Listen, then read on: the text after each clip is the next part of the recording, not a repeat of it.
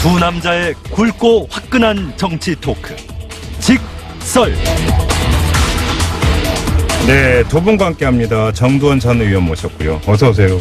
안녕하세요. 강훈식 민주당 의원 모셨습니다. 어서 오세요. 네, 안녕하십니까. 네, 한 주 잘 보내셨죠? 네. 이제 올해도 얼마 남지 않았습니다. 11월 말로 가고 있는데, 자, 오늘 어떤 얘기를 좀 나눠볼까요? 이 얘기 지금 여의도는 어떻습니까? 여의도는 요새 추수철이죠. 네? 수확을 거둬야 되는. 그러니까 이제 여의도에서 무슨 농사를 지어 추수를. 그러니까 이제 1년 후원금 아. 이제 마감 시간이 다가오거든요. 아. 그러니까 1억 5천을 채워야 되는데 네. 깜깜할 거예요, 다들 어려워서. 그럼 뭐 의원님은 이제 해당 사항 없고. 예, 부담 없고. 강훈식 의원님은 어떻습니까? 정말 너무 어렵게 지내고 있습니다. 아니 근데 저 사람은 자격이 없어요. 왜요? 집안채도 없는 사람이 무슨 국토위에 있다고 지금. 아, 잠깐만요. 주택 정책을 할 사람이 아니, 집안채가 없어가지고. 진짜로 처음 들었는데 네. 집이 없으세요? 없어요. 죄송합니다. 무주택자입니까? 예. 아니 능력해서. 제가 재산 등록상을 보니까 네. 국회의원 300명 중에서 292등이라고 나오더라고요. 아, 그래요? 예, 그러니까. 뭐 하셨어요, 그동안? 그러니까 네? 네, 저런 그냥- 뭐 얼굴이 빨개져. 그냥 건달로 살다 보니까. 저런 무능력자가 무슨 국회의원 죄송해서. 한다고. 예. 아니, 전략기획위원장이라는 중차까지 맡으셨는데, 뭐 네. 후원금은 좀 많이 들어왔습니까? 아닙니다. 전혀 안 그렇고요. 대변인 네. 할 때는 좀 그래도 들어왔던 것 같은데. 네. 이 전략기획위원장 뭐 그렇지 못하고. 아무래도 이게 노출하고 상관이 있다고 봐야 되겠죠? 네, 아무리 노출 빈도가 많거나 네. 또 인기 많은 의원님들한테 몰리는 경향은 좀 있는데 저는 아직 그 정도 인기가 없기 때문에. 그러니까 오늘 이 직설 시간에 말씀을 잘 하셔야 된다니까, 그러니까. 네. 오늘 한 말씀 콱 하는 거. 네, 도와달라고 드려도 되는. 아니, 그 얘기 말고. 그 말, 임팩트 있는 임팩트 말씀을 있는 딱 해야지. 기사거리를 얘기해라. 이거지. 그러니까. 아, 네, 알겠습니다. 머릿속에- 기사를 만들어 봐야죠. 그래서 오늘 그 정돈 의원님께 발언 기회는 최대로 줄이고 네, 알겠습니다. 강훈식 의원으로 뭘까요? 예, 그러겠습니다. 아닙니다. 근데 또 이 당직을 맡고 계시기 때문에. 아니 그래도 급한 대로. 그래요? 후원금 상당히 중요하죠. 총알인데. 네. 소칭. 그렇죠? 많이 좀 도와주십시오. 알겠습니다. 뭐. 3수 만에 당선된 국회의원인데 후원금이 없습니다. 많이 도와주십시오. 너무 또 앓는 소리 한다. 네. 알겠습니다. 자, 오늘 이풀기 토크로 이야기부터 하죠. 뭐 사실 어제부터 소문이 좀 나긴 했습니다. 오늘쯤에 아마 이 국회 공전 상태가 정리가 될 거다. 원내대표 합의로 가지 않겠느냐라는 전망이 있었는데 합의가 됐습니다. 뭐 그 이야기는 앞서 저희도 전해드렸기 때문에 여기서 다시 복귀는 안 하겠고. 자, 이제는 그 성적표는 좀 매길 필요가 있었거든요. 정두원 의원님. 네. 어느 쪽에서 그러니까 그 소득이 있었다고 평가를 하세요? 소득 따지기 전에 네. 일단 국정 책임이 있는 게 여당이잖아요. 네. 그 여당이 조금씩 양보하면서 국회를 끌고 가는 게 맞습니다. 원래 여당이 좀 양보하죠. 예. 그리고 또 이게 고용세습위원 국정주사는 이걸 마냥 거절하기는 좀 명분이 좀 부족하고 네. 그리고 또 이게 어제 오늘의 얘기가 아니기 때문에 야당이 여당 시절에도 해당되는 얘기입니다. 그래요? 그러니까 이게 꼭 한쪽만 손해보는 얘기는 아니에요. 아, 그래요? 정확한 이야기시죠. 그러니까 네. 여당은 앞으로 국회 정상화나 국회 합의된 거에 있어서는 매번 패자일 수밖에 없습니다. 그렇죠. 여당이 이긴다라는 것은 야당이 안 들어온다는 결론으로 정리될 가능성이 많기 때문에 여당은 그렇지만 이제 이 과정에서 얼마만큼 정상화하고 예산하고 민생 법안이 잘 통과되느냐 네. 소위 말하면 실리를 가져와야 되는 게 여당의 입장이 되는 거고요. 그렇죠. 야당은 명분을 가져가는 것인데 그리고 이 명분 자체가 국정조사 물론 저는 이것으로 파행시킨 것에 대해서는 납득하기 어렵습니다만 네. 네, 그럼에도 불구하고 이거를 안 받는 것 또한 여당의 입장에서는 마치 뭐가 있는 것처럼 국민들 입장에서는 그렇죠. 왜 아무것도 없는데 못 받니 니네가 이렇게 생각하실 그러니까. 수 있는데요. 예. 사실 어떤 의미로 보면 시간의 문제였다 저는 이렇게 생각하고요. 받았으니 정말 낱낱이 한번 조사를 해볼 필요가 있겠다. 네. 이런 생각이 듭니다. 그런데 지금 정기국회 일정이 12월 9일에 끝나나요? 네. 그렇게 돼 있죠. 네. 회기상으로는. 네. 그때까지 지금 그러니까 발바닥에 땀 넣으로 열심히 뛰어도 지금 시간이 처리를 해도 부족할 것 같은데. 맞습니다. 항상 그래요. 타이트하죠. 네. 항상 마지막 벼락치기. 예, 벼락치기. 학생들 보고 벼락치기 공부한다고 뭐라고 할 거 없다니까. 지금. 그리고 이렇게 시간이 밀리면 네. 사실은 김성태 원내대표는 아주 꽃놀이패가 되죠. 왜요? 이게 원래 합의라는 게 잘 되지 않으면 마지막에 점점 올라옵니다. 그래서 그 예결위 간사 간의 합의가 안 되면 정책위원장 그렇죠. 올라오고 마지막에 원내대표로 오는데 그래서 호텔 들어가서 뭐 기획재정부 장관과 호텔은 아니고 지난번에는 우원식 원내대표실에서 네. 우원식 원내대표, 김성태 대표 또 기재부 장관, 기재부 총리 셋이 네. 앉아서 마지막 협상들을 하게 되거든요. 네. 근데 지금 이제 임기를 마지막으로 남겨놓은, 한 달 안 남겨놓은 김성태 대표 입장에선 지금 최대 집중력을 높이는 상황이 되죠.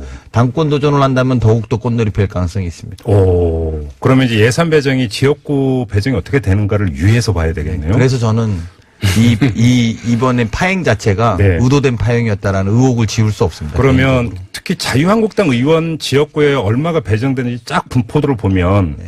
그 당대표 경선의 세력 분포도가 나오는 겁니까? 정도는 그러니까 이제 솔직히 얘기하면 의원들이 다 지역구 민원도 있고 하여간 정책적인 민원들이 있습니다. 네. 그걸 원내대표한테 모이잖아요. 네. 원내대표가 그걸 다 이제 해결해 주면은 그만큼 자기가 다음에 무슨 당권 도전할 그렇죠. 때 유리하죠. 그렇죠. 예. 알겠습니다. 이 정도로 하고요. 다음 주제는 아주 뜨거운 게 지금 이재명 경기지사의 부인 김혜경 씨가 정말로 해경군 김 씨가 맞느냐. 이 문제가 지금 아주 뜨거운 지금 쟁점이 되고 있는데 이 직설 코너에서 사실은 이건 사실관계이기 때문에 어떤 게 그 사실이냐라고 하는 것을 여기서 이야기할 수는 없을 것 같고요.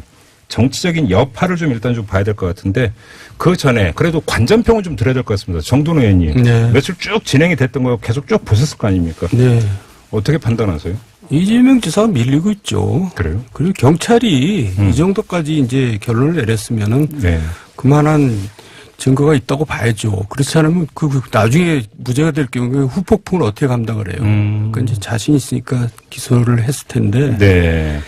지금 뭐 이미 이제 이거는 판이 정리가 된 건데 네. 어떻게 이제 이거를 이재명 지사가 이제 극복하느냐 그게 관건이죠. 결국은 이제 그럼 관전 포인트는 그 경찰이 어느 정도로까지 그러면 또 그 이른바 스모킹건을 비축하고 있고 어떻게 할 것이냐가 아니라 이재명 지사가 어떻게 반격을 할 것인가. 아니 관전 정치적으로. 그러니까. 그러니까 지사직은 유지가 되거든요. 네. 이게 이제 작은 문제가 아니니까. 그러면 이제 부인은 이제 그 재판을 받고 있는 상태에서 네. 지사로서 어떻게 이제 자기가 그걸 버텨나가느냐 네. 그 상황을 저는 이제 미리 얘기한다면 이제 박해를 받는 차기 주자로서 이 자리를 매김할 것 같아요 스스로. 그러면 이제 바로, 권력하고 대립각을 세우겠죠. 바로 그럼 이 질문으로 들어가야 될 것 같은데 엊그제 그 기자들 앞에서 무슨 말을 했냐면 경찰이 진실이 아니라 권력을 택했다라고 했는데 그게 바로 포석이다 이렇게 보시는 겁니까? 그러니까 그전에는 뭐라 그랬냐면요. 네. 이제 수사 초기에는 자기가 경선 때 심했다고 이제 자책을 했어요. 반성을 했죠. 뭐 싸가지라는 표현까지 쓰면서 예, 했었죠. 자기가 이제 고개를 숙였는데 이제 기소 단계가 오니까는 이제 도저히 안 되겠구나 이러면 대립각을 세울 수밖에 없겠다고 판단한 거죠. 그래요. 그러니까 저들 예. 권력 결국 청와대를 향한 거죠. 이제 이렇게 생각했던 뭐 배경에는 이 처음에 경찰의 보도가 나오는 시점이 이번 토요일 날 오전입니다. 예, 맞아요. 지난주 토요일 날 아침. 오전에 예, 토요일 날 아침에 예. 이제 그게 링크가 걸리면서 확산되기 시작했는데요. 그러니까 이게 진실 여부나 이런 거는 이미 수사 중인 사항이고 또 예. 당 차원의 입장에서도 그렇기 때문에 더 이상 우리는 구체적인 논의를 하지 않겠다. 사법부의 판단을 보고 이후에 당이 어떻게 할 건지 당의 최종 입장을 정한다. 이게 네. 공식적인 입장인데요. 그것과 별도로 말하면 이재명 지사 입장에서는 처음에 나온 시점이나 이런 뭐 토요일 날 이거는 여의도에서도 많이 이야기합니다. 왜 토요일 날 오전에 경찰이 뜬금없이 이런 이야기를 흘렸을까? 네, 그 시점 갖고는 여러 가지 그런 얘기가 있더라고요. 해석들이 많이 네, 나오거든요. 네, 그러니까 네. 그렇게 보는 것 그리고 또 정치적으로는 그런 포지셔닝을 취했는데 그런 부분에 있어서 얼마나 근데 또 한편으로는 지금 이게 생각보다 더 부풀어지는 느낌이 아니라 이 문제가 좀 소멸되는 시점으로 가는 느낌은 좀 받고 있어요. 잠깐 그건 무슨 말씀이세요? 그러니까 이게 더 쟁점과 논쟁들이 만들어지는 시점으로는 안 갈 것 같다라는 느낌을 더 좀 커지지가 않는다? 더 커지진 않아요. 근데 예를 들어서 그 형 강제 입원 의혹 사건 관련해서 뒤에가 나오면 달라지죠. 이재명 지사가 이제 또 출두까지 한다는데 그렇죠. 오히려 이제 더 커지는 거 아닙니까? 그렇게 되면 그럴 수 있는데 지금 그 부분에 대해서 본인은 어쨌든 줄여나가겠다는 입장을 가지고 있으니까 네. 지켜봐야 되겠죠. 그래요. 근데 집권여당의 전략기획위원장으로서 네. 권력을 택했다라고 하는 이재명 지사의 이런 발언이 정도원 의원께서 지금 분석하신 대로 각을 세우는 쪽으로 가는 것의 어떤 전조라면 당 입장에서 상당히 좀 곤혹스럽지 않습니까? 네, 근데 아까 공식적인 입장은 말씀드렸는데 네, 수사 중 사안이기 때문에 더 이상 제가 논의하기 보면은 네. 민주당에 있는 사람들은 이 문제에 대해서 대답하기를 되게 힘들어하더라고요. 그래요? 왜 네. 그렇다고 생각하세요? 아니, 그러니까 이제 이재명 지지자도 꽤 있거든요. 예. 그러니까 이제 굉장히 거기에 대한 반발이 막 심하고 그러니까. 근데 심지어 일부 언론은 거의 소설급으로 이해찬, 이재명 특수관계설 뭐 이런 것까지 보도하잖아요. 정돈 의원님 어떻게 생각하세요? 그건 좀 지나친 얘기고요. 오바라고 보시죠? 예, 오바한 거고. 네. 어쨌든 이제 이재명 정도 이제 경기지사가 현직 지사가 이제 딱 재판이 진행되면서 대통령한테 맨날 대립각을 세우면서 대통령 문제 있다 이렇게 하면은 그거 골치 아픈 거죠. 그래요? 예. 그야말로 분열이죠. 그렇게까지 가기는 어려울 거라고 보고요. 아무리 이재명 지사가 그렇다고 또 그렇게 하면 당도 더 이상 그걸 용납하지는 않겠죠. 근데 지금은 그런 정도 상까지는 가지는 않을 거라고 보고. 당이 용납하지 않는다. 네, 어느 선까지 넘어가버리면. 선을 넘어서면 당도 그거는 지금은 어쨌든 경기지사라는 자리 그리고 또 당의 자원이니까 네. 큰 틀에서 보면 네. 원칙으로 또 수사 중인 사안이니까 지켜가고 있습니다만 이게 대통령이 공격이 된다면 그건 당이 아마 그대로 주지는 않을 겁니다. 이재명 지사가 문재인 대통령을 직접 공격하는 상황이 벌어지면 그때는 당도 용납이 안 될 아니 것이죠. 출당하면 더욱더 그렇게 되죠. 오히려 출당을 하면 출당을 시키면은 더욱더 이제 노골적으로 공격을 하죠. 그러면 잠깐만 지금까지 그 다수의 언론이 분석했던 거와 180도 다른 이야기가 나오는 게 왜 이재명 지사를 출당시키지 않느냐가 아니라 그럼 민주당 입장에서는 출당시키면 안 되는 거지 오히려. 출당시키면 골치 아프죠. 오히려 더 골치 아파지는 거죠. 이제 막다른 골목이 이제 이재명 지사를 보호하기 위한 게 아니라. 이제 출당이다 아니다 이런 건 너무 나간 이야기고요. 지금 그런 거에 대한 뭐 전혀 이야기는 없기 때문에 그런 것에 대한 전혀 생각은 없고 또 그런 논의 자체나 그런 분위기도 전혀 없습니다. 그거는 사실이 아니고 다만 이 부분에 대해서 이재명 지사가 대통령을 뭐 한다거나 이렇게까지도 저희는 해석하지 않고 있고요. 그냥 이제 경찰 자체가 이 문제에 대해서 좀 공정하게 대하지 않는다라는 것에 대한 그것이 경찰 권력에 대한 지명이고 공격이다. 저희는 이렇게 해석하고 있습니다. 그런데 지금 그 두 분의 말씀에 어떤 전제가 깔려 있는 게 뭐냐면 이재명 지사의 어떤 지지 세력. 이라고 하는 것이 그러니까 확실히 있다라고 하는 걸 전제로 깔고 말씀을 하시는데 예를 들어서 그 지난 주말에 경찰이 이제 이게 보도를 타고 이재명 지사가 자신의 페이스북인가요? 여기서 뭐 찬반을 물었는데 81%가 오히려 경찰 말에 맞는 것 같다라고 응답을 했다는 거 아니겠습니까? 이런 점 하나. 그다음에 만약에 지금 계속 경찰이든 검찰이든 연타로 또 다른 만약에 정황을 계속 보도를 타게 만든다라고 한다면 과연 지지 세력의 공고하게 유지될 수 있겠는가도 사실은 체크해봐야 되는 문제 아닐까요? 어떻게 보세요? 물론 그렇긴 하지만은 이제 소수라 하더라도 그게 독하게 나오면은 골치 아프거든요. 그 정치인들이 지지자 100명보다 반대하는 사람 1명이 더 힘든 거거든요. 무섭고. 이건 요즘에 한국당 이야기죠. 태극기 부대 때문에 골치 아픈 한국당 입장인데. 그렇게도 비교할 수 있겠네요. 열정적인 분들이 꼭 좋게만 작용하지 않는다라는 부분의 그건데. 어쨌든 지금 민주당의 입장에서는 이재명 지사 사태에 대해서 원칙적으로 아까 말씀드린 공식적 입장 그걸 가지고 지켜보고 있고요. 향후에는 근데 제 생각에는 그렇게 커지지 않을 가능성도 많다고 저는 계속 보고 있습니다. 그건 전망이 아니라 희망 같은데요. 지금. 희망과 전망을 섞어서 말하죠. 그렇겠습니다. 이 문제에 대해서 강훈식 의원께서 상당히 지금 조심스럽게 곤혹스러울 땀은 수밖에 나요. 없다라는 걸 땀이. 저는 충분히 이해를 합니다. 이 정도로 하죠. 정돈 의원님. 그렇죠. 조금만 봐줄까요? 봐줍시다. 그래서 다음 주제로 가는데 이것도 그렇게 쉬울 것 같지가 않은데 요즘 이영자라는 말 나오는 거 알고 계시죠? 그렇네요. 네? 문재인 대통령의 지지율이 쭉 빠지고 있는데 지금 빠지고 있는 그 계층을 분석을 해봤더니 20대 영남 자영업자. 그래서 뭐 이제 이 세 그룹을 줄여갖고 이영자 이렇게 뭔가 부르고 있던데 말도 잘 만들어요. 이게 박지원 대표가 만든 것 같은데? 네, 그런 것 같더라고요. 근데 지금 그러니까 그 연예계에 계신 분이 어떻게 받아들이시죠? 약간. 이영자 씨 고향이 충남 아산입니다. 근데 본인이 자기 이름이 그렇게 회자되는 건 좋은 거죠. 좋죠, 뭐. 근데 지금 전략기획위원장으로서 이 지지율이 빠지고 있는 추세가 지금 완전히 그 추이를 잡혔다고 그러니까 걱정을 하죠. 솔직히 어느 정도의 감도로 받아들이고 계세요? 일단 뭐 아마 이 방송 들으시는 많은 지지자분들이 엄청 걱정 많이 하시고 우려 많이 하실 텐데 저희도 뭐 이 부분에 대해서는 잠 잘 못 자고 심도 있게 걱정하고 바라보고 있습니다. 일시적인 현상이 아니라 추세라고 보세요? 그건 인정하세요? 이미 약간 좀 여러 가지 것들 그러니까 뭐 두 가지만 좀 말씀드리면 첫 번째로는 원체 대통령 지지율과 당의 지지율이 이전에 없었던 고공 지지율이었다는 것들을 한번 좀 생각해 볼 필요가 있을 것 같고요. 물론 그렇긴 했죠. 예, 그런 부분에 대해서 한번 꼭 말씀드려야 될 거라고 보고요. 네. 두 번째는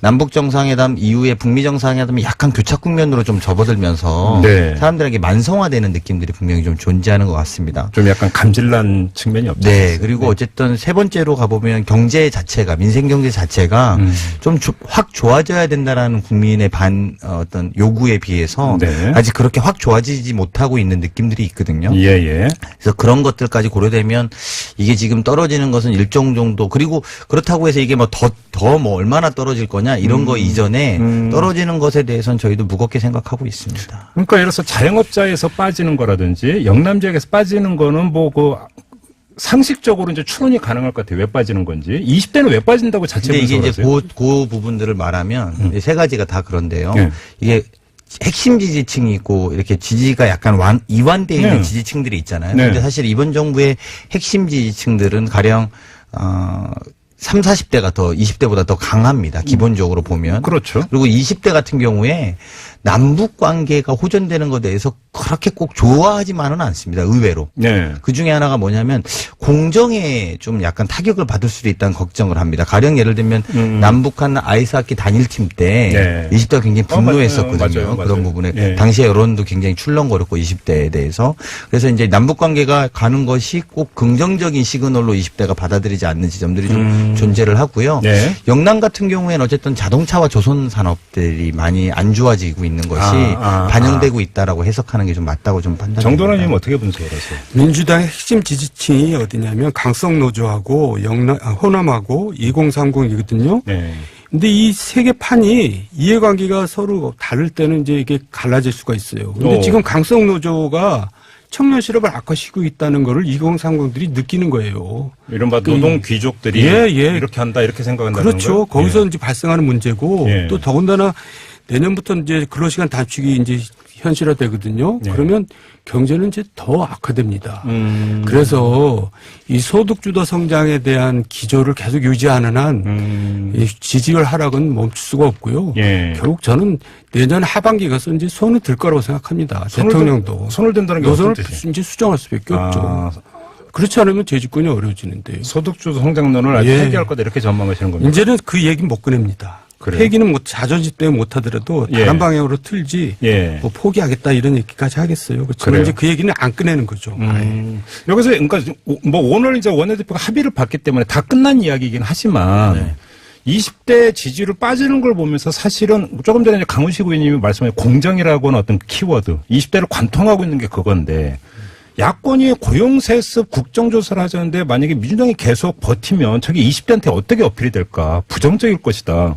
그런데 왜 저렇게 계속 버틸까라는 생각을 한 적이 있었는데 물론 오늘 합의를 봤으니까 다 끝난 이야기는 하지만 혹시 그 과정에서 당 안에서 그런 얘기 없었어요?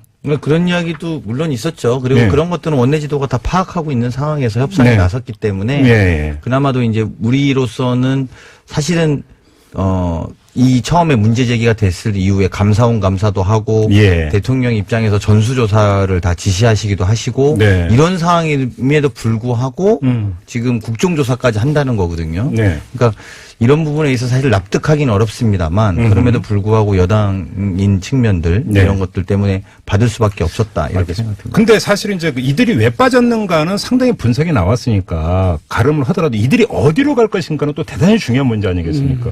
그게 일부는 이제 자유한국당으로 가겠죠. 잠깐만, 자유한국당 갈 거라고 미우나 고우나 일부. 예를 들어서 영남이라 이런데. 하지만은 이제 그냥 부동층으로 가겠죠. 대부분은. 그게 이제 전망이 그렇게 나오는 게 맞겠죠. 맞죠. 부동층화된다. 부동층이 더 커지죠. 20대 같은 경우도 부동층화되고. 그 자유한국당으로 가기가 힘들고. 참 전략기획위원장이라는 자리는 이런 데 와서 뭘 말하기가 참 어려워요. 근데 이게 전략기획위원장이 가장 잘하는 얘기인데. 들으시는 분들이 보면 저거 참 전략기획위원장 답답하겠다. 저놈 답답한 놈이다. 이렇게 생각하실 것 같아요. 왜요?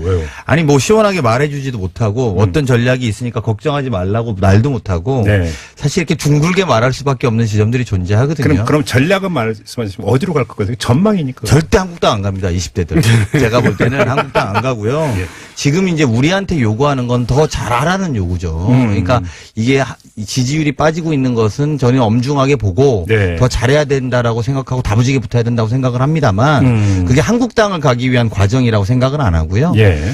그리고 오히려 경제가 안 좋은 문제, 네. 그리고 공정하지 못할 거에 대한 걱정들, 그리고 남북 관계가 좀 더 진한하게 늘어지는 것에 대한 경고, 예. 이런 의미로 받아들이고 더 잘하라는 명령으로 저는 생각합니다. 그러면 제가 정도원 의원께 한번 이렇게 해줘. 네. 정도원 의원께서 만약에 지금 자유한국당의 리더라면, 예. 당 대표라면 지금 타이밍이 온 거잖아요. 예. 그잖아요. 예. 어떻게 그럼 어필 전략을 쓴가 써야 된다고 생각하세요? 자유한국당이 그러니까 어필해서 될 일은 아니고 자유한국당의 지도자가 네. 차기로서의 좀 어느 정도 기대가 가는 그런 지도자가 있어야지 그걸 받아먹지 차기로서 가능성이 전부 없잖아요. 그러니까 못 받아먹는 겁니다. 그게 예. 되게 중요한 부분이에요. 네네네. 그러니까 자유한국당 자체도 쇄신해야 되지만 자유한국당 자체가 차기 주자를 품고 있지 못해요. 그러니까 그래서 지금 못 받아먹는 이 거예요. 차기란 게 지금 20대 이탈되고 있는 20대라든지 영남이라든지 자영업자를 아우를 수 있을 어떤 리더십 예. 이런 게 필요한데 눈 씻고 찾아보면 안 보인다. 없죠. 예. 그러니까 예. 지금 대통령 지지율은 빠져도 네. 반사이익은 못 얻는다. 반사이익은 못 얻고. 그게 결론인 것 같아요. 그런데 오히려 이제 그러니까 더 쉬운 게 이제 그 이른바 그 태극기라고 하는 그 용어를 계속 써야 되는지 솔직히 좀 회의적인데 글쎄 워낙 말이에요. 그냥 쓰니까 어쩔 수 없고 그냥 네, 대명사처럼 돼버려. 가장 가깝게 접근하시고 가장 빨리 호응할 수 있는 게 태극기 세력이니까 일단 거기에만 어필하려고 한다. 아니하다 이렇게도 볼 수 있는 거잖아요. 그렇게 본다면. 일단 당내 경선이 급하거든요. 네. 이게 당권 잡고 이런 게. 그 다음에는 나중에 문제다. 이러다 보니까 태극기에 자꾸 얽매이는데. 네. 이제 늘 얘기하지만 떠나간 건전한 보수나 중도가 이제 절대 돌아오지 않죠. 근데 지금 정도원 의원님의 그 전망대로라면 이 떠나간 이 사람들 다시 되돌리기 위해서는 지금 경제 노선을 바꾸어야만 가능하다라고 지금 진단을 내려주셨는데 민주당 입장에서는 이런 진단에 대해서 어떻게 받아들이세요? 아니, 이제 실패 다 한 거라니까요. 그 김병준 비대위원장이 그 네. 마지막 시도였어요. 제가 볼 때는. 그러니까 소위 말한 노선 투쟁을 하고 네. 합리적 대안을 내는 마지막 시도였는데 이제 그것마저 안 되니까 더 극단적으로 그 뒤로 이제 태극기 부대가 들어오기 시작한 거거든요. 그리고 그 뒤로 마지막으로 한번 조직의 변화를 주려고 전원책 변호사를 한번 영입도 해보고. 근데 이것들이 지금 다 숲으로 돌아가서 맨 앞단에 있었던 처음에 김병준 비대위원장 왔을 때 국가주의 아니요. 강하다 이런 제가 얘기 여쭤본 건 나왔어요. 자유한국당이 아니라 민주당이 소득주 그러니까 지금 정도원 의원은 지금 그러니까 빠져나간 사람을 다시 부르려면 소득주도 성장론을 폐기를 해야 된다라고 말씀하셨는데 아, 우리 당이 네, 민주당이 그걸 받을 수 있냐고. 아니 우린 그렇게 생각 안 하죠. 그렇게 생각하지 않았으니까. 옛날에 한나라당이나 이런 게 장기 집권했던 이유가 뭐냐면 오랫동안 장기 집권이라기보다 제일 오랫동안 살아있었던 정당이라는 거 아니에요? 거기에는 당내 문제에 대해서 쓴소리를 하는 그룹들이 있었어요. 그런 그룹이 있다면 지금 당내 민주당 내에서 대통령 경제기조 이렇게 가면 안 됩니다. 소리가 나와야 돼요. 네. 그 소리가 안 나오는 것 자체가 민주당이 지금 굉장히 취약하다는 거예요. 옛날 새누리당이랑 뭐가 달라요? 그래서 잘못된 거 있으면 잘못됐다고 얘기를 해요. 수요 모임, 미래연대, 민본 이슈 이런 거 말씀하시는 거예요? 그런 얘기를 하는 사람이 왜 한 명도 없는지 나는 이해가 안 가요. 아니 우리 정도원 의원이 워낙 화 내시는 분인데 화내셔갖고 근데 저희는 그게 잘못됐다고 말할 필요가 없다고 생각하는 거죠. 오히려 네. 이 기조에 대해서 더 부응할 수 있도록 야당이 협조해달라는 게 저희들의 지금 생각인 거죠. 예를 들면 이 기조를 제대로 소득주도 성장을 제대로 한번 펼쳐보고 네. 이건 정말 잘못됐다라는 판단이 들면 그런 이야기하는 걸 주저하지는 않겠습니다만 저희가 지금 이제 1년 반 정도 2년 좀 안 돼가 1년 한 6개월 7개월 정도 됐는데요. 문재인 네. 정부가 들어와서 네. 아직 제대로 소득주도 성장을 못 해봤다라고 저희는 판단하고 있는 겁니다. 네. 그래서 이런 문제를 좀 같이 좀 힘합쳐서 좀 해보고 그게 1년이라도 해본 다음에 문제가 있다면 저희도 말을 하겠습니다만 네. 아직 저희로서는 제대로 해본 적 없고 계속 과거 정책에 있는 것에서 법 하나 바꾸는데 못 가고 있는 것들 그래서 법이 아닌 나머지 것들 현재의 문재인 정부에서 바꿀 수 있는 행정이나 이런 걸로 바꿀 수 있는 것들 정도만 간신히 해놓고 있고 아시다시피 아동수당도 90%의 비완성됐다가 이제 내년부터 완성되는 것 아닙니까? 그러니까 그런 여러 가지 사회적 안전망이나 이런 것들이 같이 가야 되는데 그런 안전망은 이제 까는 것도 제대로 못 못 해본 상태에서 네네. 한 발 한 발 가는 게 너무 힘들어서 저희도 오히려 야당한테 하소연하고 싶습니다. 네, 이제 마무리해야 되는데 지켜보는 입장에서 이렇게도 평할 수 있지 않을까 싶은데요. 뭐냐면 노선을 확실히 하고 그냥 가겠다 우리는. 그러니까 책임 정치의 원리라는 게 우리는 이게 옳다고 생각 가겠다. 그리고 그 결과에 대해서 어떤 그러니까 돌아오는 정책 책임을 우리가 모두 안겠다. 오히려 이게 그러니까 정치의 본령 아닌가 이렇게도 볼 수 있지 않을까.